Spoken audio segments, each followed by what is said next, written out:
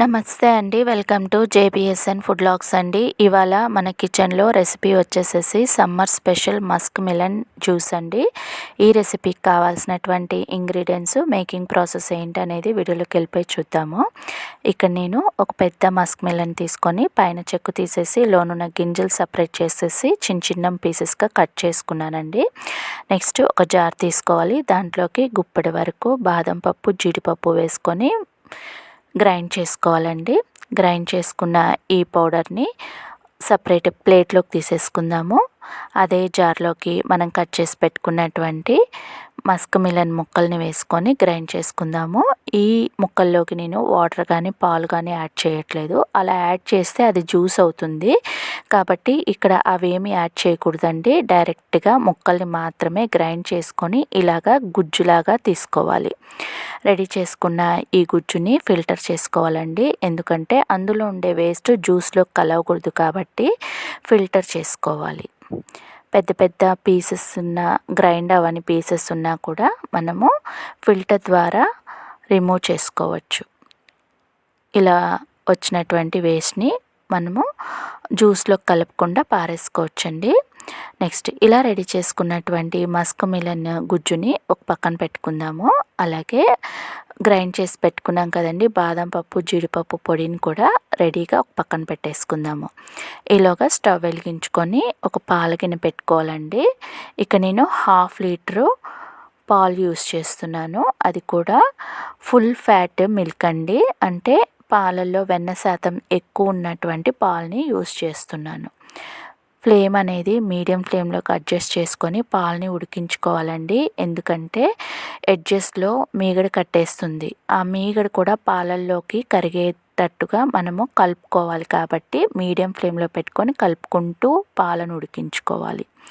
ఇందాక మీరు చూసింది వచ్చేసేసి కస్టర్డ్ పౌడర్ అండి. కస్టర్డ్ పౌడర్ వచ్చి 2 స్పూన్లు తీసుకున్నాను. దానిలోకి ఒక 6 స్పూన్ల వరకు పాలు వేసుకొని స్లర్రీ లాగా ప్రిపేర్ చేసుకొని రెడీగా దగ్గర పెట్టేసుకున్నానండి. వీడియోలో మీకు అది కనిపిస్తుంది కూడా.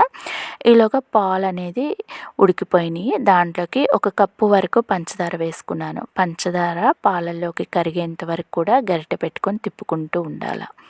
పాలు పంచదార కలిసిన వెంటనే మన రెడీగా పక్కన పెట్టుకున్న ఇంగ్రీడియంట్స్ అన్నిటిని కూడా 1 బై 1 యాడ్ చేసుకోవాలి. ఫస్ట్ కస్టర్డ్ పౌడర్ని ఒకసారి స్పూన్తో కలుపుకోవాలండి. లేదంటే అడుగున పౌడరు పేరుకుపోతుంది. అలా కలుపుకున్నటువంటి కస్టర్డ్ని మనం వెంటనే పాలల్లోకి వేసేసుకోవాలి. పాలల్లో వేసుకొని 1 నిమిషం పాటు పాలు, కస్టర్డ్ పౌడర్ ఉడికిన తర్వాత రెడీగా పల్ప్ పెట్టుకున్నాం కదండి. ఆ పల్పుని అంటే మస్క్ మిలన్ పల్ప్ని కూడా వేసుకొని ఒక 2 నిమిషాల పాటు ఉడికించుకోవాలండి. ఎందుకంటే పచ్చి వాసన పోయేదాకా ఉడికితే జ్యూస్ అనేది చాలా టేస్టీగా ఉంటుంది. నెక్స్ట్ ఒక 2 నిమిషాల పాటు ఉడికిన వెంటనే ఫ్లేమ్ అనేది పూర్తిగా లో ఫ్లేమ్లో పెట్టుకోవాలండి. లేదంటే ఉండలు కట్టే ఛాన్సెస్ ఉంటాయి. ఇలా కలుపుకున్న ఈ మిశ్రమంలోకి మనము గ్రైండ్ చేసి పెట్టుకున్నాం కదా బాదం పప్పు, జీడిపప్పు పొడిని ఒక 6 స్పూన్ల వరకు వేసుకోవాలండి. వేసుకొని ఈ పొడి అలాగే మనం రెడీ చేసుకున్నటువంటి మిశ్రమము 2 కూడా కలిసిపోయేదాకా గరిటె పెట్టుకొని కలుపుకుంటూ ఉండాలి. లేదంటే మనం యాడ్ చేసినటువంటి డ్రై ఫ్రూట్స్ పౌడరు అలాగే ప్రిపేర్ చేసుకున్నటువంటి జ్యూసు 2 సపరేట్ అయిపోతాయండి. కాబట్టి వెంటనే కలుపుకుంటూ ఉండాలి. ఫైనల్గా ఇక్కడ నేను అంటే స్టార్టింగ్లో మనము ఈ జ్యూస్కి ఎటువంటి ఫ్లేవర్ యాడ్ చేయలేదు. లాస్ట్లో వచ్చేసి నేను మిక్స్డ్ ఫ్రూట్ ఎసెన్స్ యాడ్ చేశాను. ఫ్లేవర్ అనేది బాగుంటుంది, టేస్ట్ కూడా చాలా బాగుంటుంది. ఒకసారి మీరు ట్రై చేసి చూడండి. నెక్స్ట్ ఈ జ్యూస్ చల్లారటానికి 2 అవర్స్ టైం పట్టిందండి నాకు. చల్లారిన వెంటనే ఒక బౌల్లోకి తీసుకున్నాను. దానిలోకి ఐస్ క్యూబ్స్ యాడ్ చేసేసాను. అలాగే మీ టేస్ట్కి అనుగుణంగా మీరు ఫ్రూట్స్ అనేవి యాడ్ చేసుకోవచ్చండి. ఇక్కడైతే నేను ఫస్ట్ గ్రేప్స్ యాడ్ చేసుకుంటున్నానండి. గ్రేప్స్ నేను చిన్న చిన్న ముక్కలుగా అంటే సన్నగా పొడుగ్గా కట్ చేసుకున్నాను. నెక్స్ట్ వచ్చేసేసి ఎండు పెట్టుకున్నటువంటి దానిమ్మ గింజలు వేసుకొని కలుపుకుంటున్నాను. అలాగే కొన్ని డ్రై ఫ్రూట్స్ జీడిపప్పు, బాదం పప్పు అండి. ఇప్పుడు నేను వేసింది వచ్చేసేసి అరటిపండు ముక్కలు, అలాగే సపోటా ముక్కలు కూడా వేసుకుంటున్నానండి. ఇన్ కేస్ మీకు సపోటా నచ్చకపోతే ఖర్జూరాన్నైనా సన్నగా పొడుగ్గా కట్ చేసుకొని వేసుకోవచ్చు.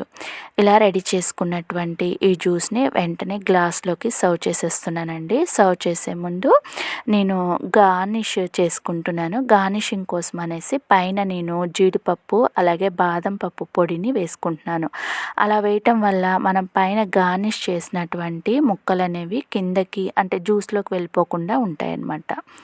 వెంటనే నేను రెడీగా ఉంచుకున్నటువంటి డ్రై ఫ్రూట్స్ అలాగే కట్ చేసి పెట్టుకున్నటువంటి ఫ్రూట్స్తో గార్నిష్ చేసేసాను. ఇంతేనండి, ఎంతో హెల్తీగా ఉండేటువంటి జ్యూసు ఈ సమ్మర్లో కూల్గా టేస్ట్ చేయడానికి రెడీ అయిపోయింది. చూస్తున్నారు కదా, చూడగానే టెంప్టింగ్గా ఉండే ఈ జ్యూస్ని మీరు కూడా ఇంట్లో ఒకసారి ట్రై చేయండి. మీకు ఎలా కుదిరిందనేది కామెంట్ సెక్షన్లో నాకు కామెంట్ చేయండి. ఓకేనండి, మరొక మంచి రెసిపీతో నేను మీ ముందుకు వచ్చేస్తాను. అంతవరకు బాయ్.